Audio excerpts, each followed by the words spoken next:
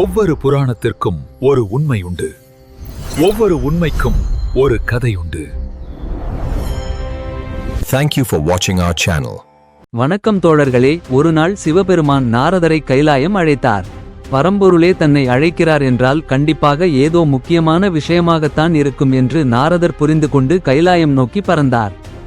அங்கே ஈசன் சிவகணங்கள் புடைசூழ வீற்றிருக்கும் அந்த அற்புத காட்சியைக் கண்டு மெய்மறந்து சிவபெருமானை வணங்கினார். நாரதரை வரவேற்ற சிவபெருமான், நாரதரே, நான் விரைவில் பூலோகம் செல்ல இருக்கிறேன். இம்முறை அங்கே சிறிது காலம் இருந்து தர்மத்தை காத்து மீண்டும் சைவத்தை தழைக்கச் செய்யப்போகிறேன். நான் திரும்ப வரும் வரை கைலாயத்தில் நந்திதேவன் எனது இடத்தில் இருப்பான் என்றார். அதை கேட்ட நாரதர் உள்ளிட்ட அனைவர் முகத்திலும் ஆச்சரியம் விரிந்தது. சிவபெருமான் இடத்தில் யாராவது இருக்க முடியுமா? அதுவும் வாசலில் நிற்கும் இந்த நந்திதேவனா சிவன் இடத்தில் இருப்பது என்று அனைவரும் எண்ணினர். அதை புரிந்து கொண்ட சிவபெருமான் அன்று முதல் முறையாக அனைவருக்கும் நந்திதேவர் யார் என்ற உண்மையை தன் திருவாயாலேயே சொல்ல ஆரம்பித்தார். நாரதரே, நந்திதேவன் பக்தியில் என்னை போன்றவன். ஆதியில் அவதரித்தவன், தர்மமே வடிவானவன். சிவாய நம என்ற பஞ்சாட்சர மந்திரத்தின் உருவகம் அவனே. எப்போதும் என்னை சுமந்து நிற்கும் அவன் ஈடு இணையற்றவன். சித்தர்கள் முனிவர்களுக்கு மட்டும் இல்லாமல் ஒட்டுமொத்த சைவ சமயத்திற்கும் முதல் குரு அவன்தான். என் நெற்றிக்கண் திறப்பினும் என் எதிரே சாம்பலாகாமல் நிற்கக்கூடிய ஒரே ஒருவன் அவன்தான். அவன் உத்தரவு பெற்ற பின்பே எவரும் என்னை காண முடியும். அளவற்ற அதிகாரங்கள் பெற்றதால் அதிகார நந்தி என போற்றப்படுபவன். அவனை வணங்காமல் என்னை வணங்க முடியாது. அவனை மட்டுமே வணங்கி திரும்பிவிட்டால் கூட என்னை வணங்கியதின் முழு பலனும் கிட்டும். இவை அனைத்திற்கும் மேலாக நானே நந்திதேவன், நந்திதேவனே நான் என்ற ரகசியத்தை சிவபெருமான் சொல்லி முடித்தார். பல நாமங்களில் போற்றி புகழப்படும் இந்த நந்திதேவர் உண்மையில் யார்? எப்படி இத்தனை சிறப்பிற்குரியவராக மாறினார்? முன்னொரு காலத்தில் தஞ்சை அருகில் உள்ள திருவையாறு என்ற திருத்தலத்தில் மகாயோகியான வீதகவியர் என்றொரு முனிவர் வாழ்ந்து வந்தார். அவர் சத்தியம் தவறாதவராகவும் எல்லாருக்கும் உதவிகள் செய்பவராகவும் இருந்து வந்தார். தன் தவ வலிமையால் உயிரோடு இருக்கும் போதே ஒரு நாள் யமலோகத்திற்கு சென்றார். தன்னுடைய இடத்திற்கு தன்னை தேடி வந்த அந்த முனிவரை யமதர்மராஜன் மிகச் சிறந்த முறையில் வரவேற்று யமலோகத்தை சுற்றி காட்டினார். அப்படி போகும் வழியில் ஒரு பெரிய கல்பாறை இருந்தது. அதை பார்த்ததுமே, யமலோகத்தில் இத்தனை பெரிய கல்பாறையா என்று வியந்து போய் கேட்டார் வீதகவியர். அதற்கு யமன், ஓ அதுவா? பூலோகத்தில் உள்ள ஒரு மனிதன் அவனுடைய சிறு வயதில் அனுதினம் பசியோடு யாசகம் கேட்டு வந்தவர்கள் தட்டில் எல்லாம் சின்னஞ்சிறு கற்களை விளையாட்டாக போட்டுக்கொண்டே வந்தான். அதை அறியாமல் சாப்பிட்ட அந்தணர்கள் எல்லாம் வயிற்று உபாதையால் மிகவும் கஷ்டப்பட்டு, இப்படி ஒரு காரியம் செய்தவன் கண்டிப்பாக அதன் கர்ம பலனை அனுபவிப்பான் என்று சாபம் கொடுத்தார்கள். அந்த சின்ன கற்கள்தான் இப்போது இவ்வளவு பெரிதாக வளர்ந்து நிற்கிறது. அறியாத வயதில் தெரியாமல் செய்திருந்தாலும் நாம் செய்யும் ஒவ்வொரு பாவத்திற்கும் ஏற்ற மாதிரி தண்டனையும் அதிகமாகும் இல்லையா? அதனால் அவன் இறந்து யமலோகம் வந்தால் அவன் உண்பதற்காக இந்த பாறை இங்கே இருக்கிறது என்று யமன் சொல்லி முடித்தார். அந்த சிறுவன் வேறு யாரும் இல்லை, தான் என்பதை தன் தவ சக்தியால் தெரிந்து கொள்கிறார் வீதகவியர். சிறு வயதில் அறியாமல் செய்த தவறுதானே இது? இந்த தவறுக்கு பரிகாரமே இல்லையா என்று யமனிடம் கேட்க, பூமியில் இதே அளவுள்ள ஒரு பெரிய பாறையை தேர்ந்தெடுத்து அந்த மனிதன் உண்டு முடிக்க வேண்டும். அதுதான் அந்த தவறுக்கான பரிகாரம் என்றார் யமன். உடனே வீதகவியர், என்னுடைய தவறை நானே யமன் சொன்ன மாதிரி பாறையை உண்டு சரி செய்யப் போகிறேன் என்று தன் மனதுக்குள் ரகசியமாக சபதம் எடுத்துக்கொள்கிறார். பின் யமலோகத்தை சுற்றி பார்த்து முடித்துவிட்டு பூலோகத்திற்கு திரும்பி வருகிறார். முதல் வேலையாக யமலோகத்தில் பார்த்த அந்த பாறை அளவுள்ள இன்னொரு பாறையை தேடி கண்டுபிடித்து, தினமும் காலை எழுந்து சிவனை நினைத்து தியானம் செய்து முடித்துவிட்டு அந்த கற்பாறையில் ஒரு பகுதியை உடைத்து எடுத்து அதை தூளாக்கி குடிக்கிறார். இப்படியே தினமும் குடித்து கடைசியில் அந்த பாறை முழுவதும் தீர்ந்து போகிறது. சிறு வயதில் தெரியாமல் செய்த தவறுக்கு கூட தண்டனை எவ்வளவு பெரிதாக இருக்கிறது பார்த்தீர்களா? இப்படி பாறையை கரைத்து குடித்ததால் இவருக்கு சிலாதர் என்று பெயர் வந்தது. சிலா என்றால் கல் என்று அர்த்தம்.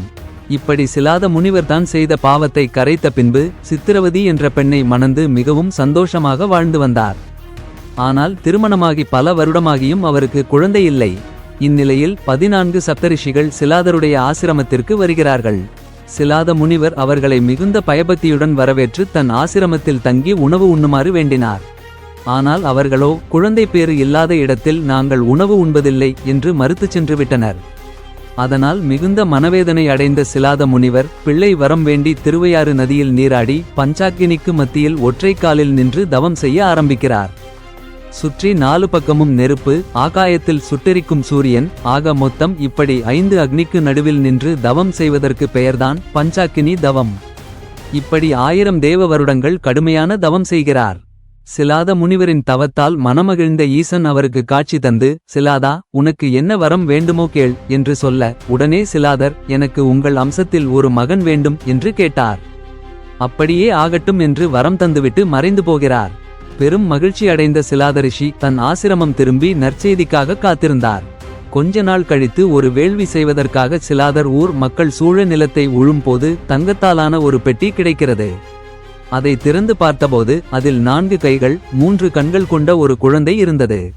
இது என்ன ஆச்சரியம், ஒருவேளை இது ஏதாவது அசுர குழந்தையாக இருக்குமோ என்று அனைவரும் பயந்தபோது வானத்திலிருந்து ஒரு அசரீரி, சிலாதா, பெட்டியை மறுபடியும் மூடித்திற, நீ தவம் இருந்து கேட்ட வரம் உனக்கு கிடைக்கும் என்று சொல்ல, சிலாதரும் அப்படியே பெட்டியை மூடித் திறந்தார். அப்படி அவர் செய்ததும் முன்னிருந்த கோலம் மாறி அழகிய ஆண் குழந்தை அவரை பார்த்து சிரித்தது. அளவு கடந்த மகிழ்ச்சியுடன் அந்த குழந்தையை எடுத்துக்கொண்டு ஆசிரமம் திரும்பிய சிலாத முனிவர், நமக்கு ஒரு மகன் பிறந்துவிட்டான் என்று தன் துணைவியிடம் கூறி தனது மகிழ்ச்சியை பகிர்ந்து கொண்டார். அந்த அழகிய மகனுக்கு நந்தி என்று பெயரிட்டு அன்புடன் வளர்த்து வந்தார். சிறு வயதிலேயே நந்தி தர்மசாஸ்திரங்கள், புராணங்கள் என அனைத்து வேதங்களையும் கற்று மந்திரம், யோகம் போன்ற கலைகளையும் கற்றுத் தேர்ந்தவர் ஆனார். அதே நேரத்தில் அனைவரிடமும் அன்பும் பணிவும் கொண்டு எல்லோருக்கும் மிகவும் பிடித்த 17 வயது சிறுவனாக வளர்ந்தார் நந்தி. சிலாதர் ஆசிரமத்திற்கு மித்ரா, வருணர்கள் என வேதங்களில் குறிப்பிடப்பட்டுள்ள தேவர்கள் 2 பேர் வருகிறார்கள். அவர்களின் வருகையை கண்ட சிலாதர் எல்லையற்ற ஆனந்தம் அடைந்தார். தனது மகனான நந்தியை அவர்களுக்கு அறிமுகம் செய்து வைத்தார். நந்தியும் அவர்களை மிகுந்த பக்தியோடு நல்லபடியாக உபசரிக்க, என்றும் அழியாத புகழுடன் நல்லதொரு பதவியை அடைவாயாக என்று ஆசீர்வதித்தார்கள் அந்த இருவரும். நந்தியும் அவர்களை வணங்கிவிட்டு விளையாடச் சென்றார். ஆனால் அந்த ஆசீர்வாதத்தை கேட்டு திடுக்கிட்டார் சிலாதர். முக்காலமும் உணர்ந்த மகாதேவர்களான நீங்கள் என் மகனை தீர்க்காயுளுடன் வாழ் என்று ஆசீர்வதிக்காமல் இப்படி வேறு விதமாக ஆசீர்வதிக்கிறீர்களே, என்ன காரணம் என்று அவர்களிடம் கேட்டார். அதற்கு அவர்கள், முனிவரே, உங்கள் மனதை திடப்படுத்திக் கொள்ளுங்கள். உங்கள் மகனின் ஆயுள் காலம் என்பது 8 வருடங்கள்தான். ஆகையால் அவன் இன்னும் 1 வருடம்தான் வாழ்வான். இதுவே அவனுடைய விதி.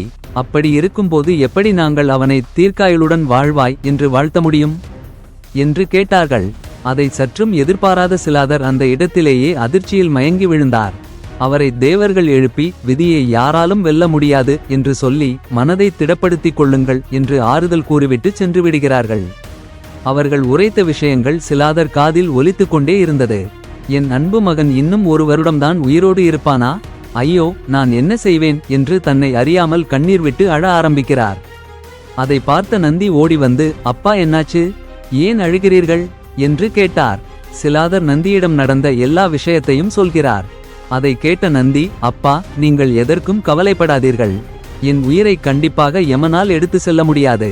என்னை தங்களுக்கு கொடுத்த அந்த சிவபெருமான் கண்டிப்பாக என்னை சாகவிட மாட்டார் என்று சொல்ல, சிலாதரோ, மகனே, உனக்கு புரியவில்லை. மரணத்தை எவராலும் வெல்ல முடியாது. அப்படி அந்த சிவபெருமானே உன்னை காப்பாற்ற வேண்டும் என்றாலும் நீ எப்படி அவரை பார்க்க முடியும்? நானே 1000 வருடங்கள் கடும் தவம் இருந்துதான் அவரை பார்த்து உன்னை வரமாக வாங்கி வந்தேன். உனக்கு மீதம் இருப்பதோ ஒரே 1 வருடம்தான். அதில் நீ தவம் இருந்தாலும் எப்படி சிவன் மனமிறங்கி காட்சி கொடுப்பார்?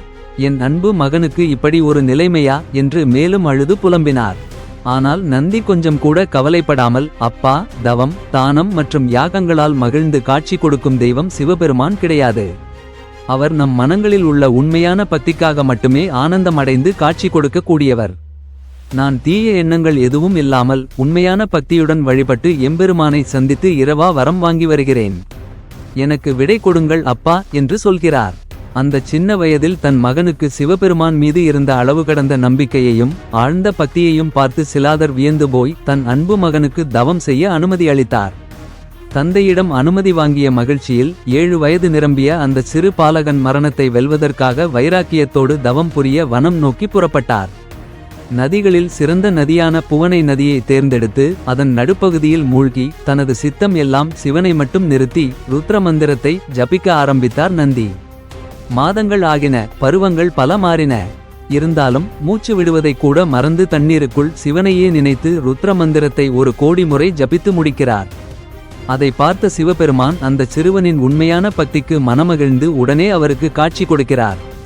உன் தவத்தால் நாம் மகிழ்ந்தோம், வேண்டும் வரத்தினை கேட்பாயாக என்று சிவபெருமான் சொல்ல, நந்தியோ 1000 வருடங்கள் கடுந்தவம் செய்து தன் தந்தைக்கு கிடைத்த அந்த அற்புத காட்சி தனக்கும் கிடைத்ததை பார்த்து மிகவும் மனமகிழ்ந்தார்.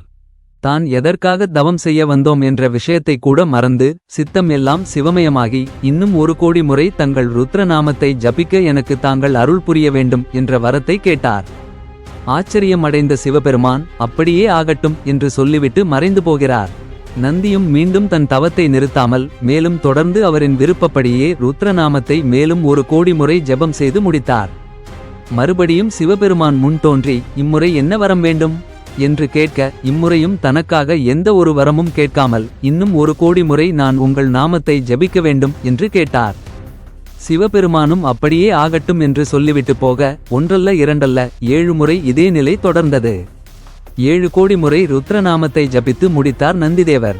அந்த அசாத்திய தவ வலிமையால் கதிரவனைக் காட்டிலும் பிரகாசமான ஒளி அவரிடமிருந்து வீச ஆரம்பித்தது. இதற்கிடையில் 8வது கோடி மந்திரத்தை நந்தி ஜபிக்கத் தொடங்க, அவர் மேலிருந்து வீசிய அந்த தேஜஸைக் கண்ட தேவர்கள், யமன், அஷ்டதிக்கு பாலகர்கள் என அனைவரும் அச்சம் கொண்டனர். ஆனால் சிவபெருமானோ நந்தியின் திடமான பக்தியைக் கண்டு மிகவும் மனமகிழ்ந்தார். 8வது கோடி மந்திர ஜபத்தை முடிப்பதற்குள்ளாகவே இதுவரை யாருக்கும் காட்சி கொடுத்திராத சதுர்புஜ நாகபூஷண வியாக்கிர ரூபம் என்ற ஒரு அற்புத வடிவில் காட்சி கொடுக்கிறார். அதாவது பிரம்மாவும் திருமாலும் இருபுறம் இருக்க, பார்வதி தேவியும் அவர்களது மைந்தர்களான விநாயகர், முருகன் ஆகியோரும் பூதகணங்கள் மற்றும் வேதங்கள் 4ம் புடைசூழ வான் முழுக்க காட்சி கொடுத்தார் சிவபெருமான். புவனை நதி நீரில் மூழ்கி தன்னை மறந்து தவம் புரிந்து கொண்டிருந்த நந்தியை தனது திருக்கரங்களால் தூக்கி, சிலாதரின் அற்புத புதல்வனே, அண்டமே அதிரும் வண்ணம் நீ புரிந்த தவம் கண்டு யாம் மகிழ்ந்தோம். உனக்கு வேண்டிய வரம் யாது என்று கேட்க, நந்தியோ, நான் இன்னும் 1 கோடி முறை உங்கள் நாமத்தை ஜபிக்க வேண்டும் என்றார். சிவபெருமான் ஆச்சரியத்தின் உச்சிக்கே போய், நந்தியே, நீ இதுவரை செய்த 8 கோடி ருத்ர ஜபத்திற்கு தேவலோகத்தில் உள்ள அனைத்து உயர்ந்த பதவிகளையும் நான் உனக்கு அளித்தாக வேண்டும். இனியும் நீ மேற்கொண்டு ஜபம் செய்தால் உனக்கு என்ன கொடுப்பது என்று எனக்கே தெரியவில்லை. நீ செய்யும் இந்த தவத்திற்கு ஈடு இணை இல்லை. ஆகையால் உனக்கு வேண்டியதை கேள் என்கிறார். நந்திதேவரோ, எனக்கு தேவலோகம், பிரம்மலோகம், விஷ்ணு லோகம் போன்ற எந்த உலகத்திலுள்ள உயர் பதவிகளும் பொறுப்புகளும் வேண்டாம். அதே நேரத்தில் எனக்கு மரணம் இல்லாத வல்லமை கொண்ட இறைநிலையும் வேண்டாம். இந்த உலகத்தில் பிறந்து மடியும் ஜனனம் மற்றும் மரணம் கொண்ட வாழ்க்கையும் வேண்டாம். நான் என்றும் உங்கள் அருகிலேயே இருக்கும் பாக்கியத்தை மட்டும் தாருங்கள். என்னை ஈன்றெடுத்த என் பெற்றோருக்கு சிவபதவியும் வழங்கி அருள் புரியுமாறு கேட்டார். கேட்ட வரத்தால் மனமகிழ்ந்த எம்பெருமான், நந்தியே, இனி நீயும் என் மைந்தர்களில் ஒருவன் ஆவாய். உன்னை எவர் நினைத்தாலும் அவர்களுக்கு மரண பயமே ஏற்படாது. இனி எனக்கு நிகரானவனாய் நீ என்றும் திகழ்வாய்.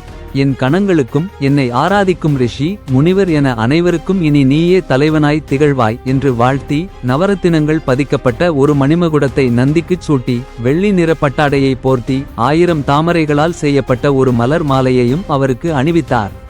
இது எல்லாவற்றிற்கும் மேலாக, இன்று முதல் நீ என்னுடைய வாகனமாகி எப்போதும் என்னுடனே இருப்பாய் என்று அருள் புரிந்தார் சிவபெருமான். இப்படித்தான் சிவபெருமானின் வரத்தால் அவதரித்த நந்திதேவர் தன் தவ வலிமையால் அந்த சிவனுக்கே இணையானவராக உருப்பெற்றார். நந்திதேவரை வணங்குபவருக்கு நினைத்த காரியங்கள் கைகூடும். இந்த கதை இத்துடன் முடிவடைகிறது. மேலும் சுவாரஸ்யமான கதைகளுக்கு சப்ஸ்கிரைப் செய்து எங்கள் பயணத்தில் இணையுங்கள். நன்றி.